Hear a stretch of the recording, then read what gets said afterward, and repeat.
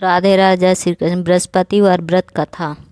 प्राचीन काल में एक ब्राह्मण रहता था। वह बहुत निर्धन था। उसके पास कोई संतान नहीं थी। उसकी स्त्री बहुत मलिनता के साथ रहती थी। वह स्नान न करती, न किसी देवता पूजन करती। इससे ब्राह्मण देवता बड़े दुखी थे। बेचारे बहुत कुछ कहते थे, किंतु उसका कोई परिणाम न निकला। भगवान की कृपा से ब्राह्मण की स्त्री की कन्या रूपी रत्न पैदा हुआ। कन्या बड़ी होने पर प्रातः स्नान करके विष्णु भगवान का जाप करती या बृहस्पतिवार का व्रत करने लगी। अपने पूजा पाठ को समाप्त करके विद्यालय जाती। वह अपनी मुट्ठी में जौ भर के ले जाती और पाठशाला के मार्ग में डालती जाती। तब वह जौ सुड़ के जो हो जाते, लौटते समय उनको बीन कर घर ले आती। एक दिन वह बालिका सूप में उस सोने के जौ को फटक कर साफ कर रही थी कि उसने पिता ने देख लिया और कहा, बेटी, सोने के जौ के लिए सोने का सूप होना चाहिए। दूसरे दिन बृहस्पतिवार था। इस कन्या ने व्रत रखा और बृहस्पति देव से प्रार्थना करके कहा, मैंने आपकी सच्चे मन से पूजा की है,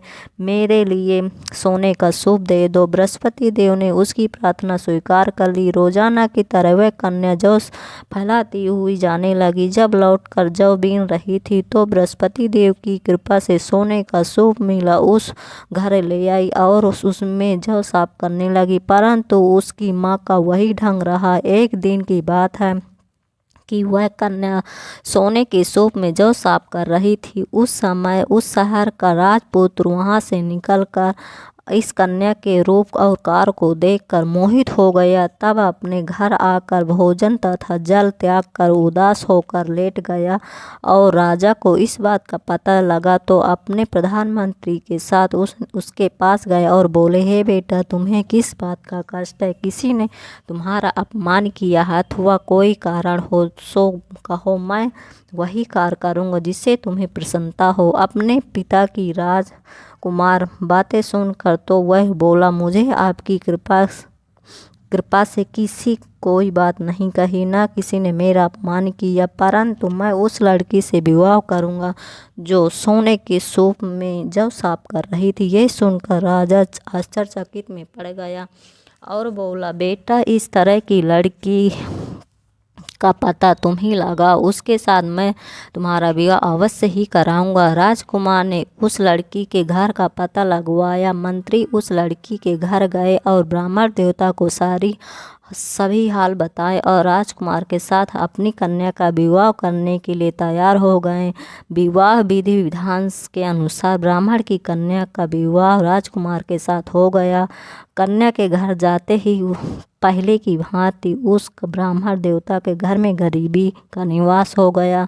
अब भोजन के लिए अन्न बड़ी मुश्किल से मिलता था। एक दिन दुखी होकर ब्राह्मण देवता अपनी पुत्री के पास गए। बेटी ने पिता के दुखी अवस्था को देखा और अपनी माँ का हाल पूछा। तब ब्राह्मण ने सभी हाल कहा। कन्या ने बहुत सा धन देकर अपने पिता को विदा कर दिया। इस तरह ब्राह्मण ने कुछ समय सुखपूर्वक व्यतीत किया। कन्या के यहाँ गया और सारा हाल कहा। लड़की बोली, हे पिताजी, आप माताजी को यहाँ लिवा लाओ, मैं उसे विधि बता दूंगी जिससे गरीबी दूर हो जाए। ब्राह्मण देवता अपनी स्त्री को साथ लेकर पहुँचे तो अपनी माँ को समझाने लगी, परंतु माँ प्रातः काल प्रथम स्नान आदि करके विष्णु भगवान का पूजन करो, सब दरिद्रता दूर हो जाएगी।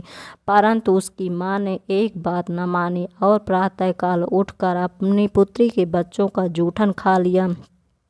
इससे उसकी पुत्री को भी बहुत गुस्सा आया और रात को कोठरी से सामान निकाल दिया और अपनी माँ को उसमें बंद कर दिया। प्रातःकाल उसे निकाला और स्नान आदि करा के पूजा पाठ करवाया।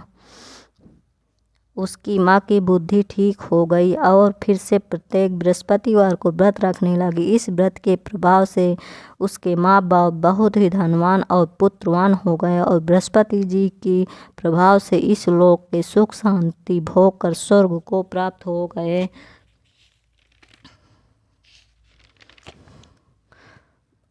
दूसरा अध्याय। भारतवर्ष में एक प्रतापी राजा दानी राज करता था। वह नित्य गरीबों और ब्राह्मणों की सहायता करता था। उसकी पत्नी को अच्छा नहीं लगता था। भगवान का पूजन न करती और न राजा के दान देने से मना किया करती थी। एक दिन राजा शिकार खेलने वन में गए थे। तभी रानी महल में अकेली थी। उसी समय बृहस्पति देव साधु वेश में राजमहल में भिक्षा के लिए गए। भिक्षा मांगी तो रानी ने देने से इनकार कर दिया। हे साधु महाराज, मैं दान पुण्य से तंग आ गई हूँ। मेरा पति सारा धन लुटाते रहते हैं। मेरी इच्छा है कि सारा धन नष्ट हो जाए, फिर न रहेगा बांस न बाजेगी बांसुरी। साधु ने कहा, हे देवी, तुम बड़ी विचित्र, धन संतान तो सभी चाहते हैं, पुत्र और लक्ष्मी पापी के घर भी होने चाहिए। यदि तुम्हारे पास अधिक धन है तो भूखों को भोजन खिलाओ, प्यासों के लिए पुलाव बनवाओ, मुसाफिरों के लिए धर्मशालाएं खुलवाओ। निर्धन अपनी कुंवारी कन्याओं का विवाह नहीं करा सकते, उनका विवाह कराओ। और कई काम है जिनके करने से तुम्हारा यश लोक परलोक में फैलेगा। परंतु रानी उपदेश का कोई प्रभाव न पड़ा। वह बोली, महाराज, आप मुझसे कुछ न समझाए। मैं ऐसा धन नहीं चाहती जो हर जगह बांटती फिरूं। साधु ने उत्तर दिया, तुम्हारी ऐसी इच्छा है तो तथास्तु, तुम ऐसा ही करना। बृहस्पतिवार को घर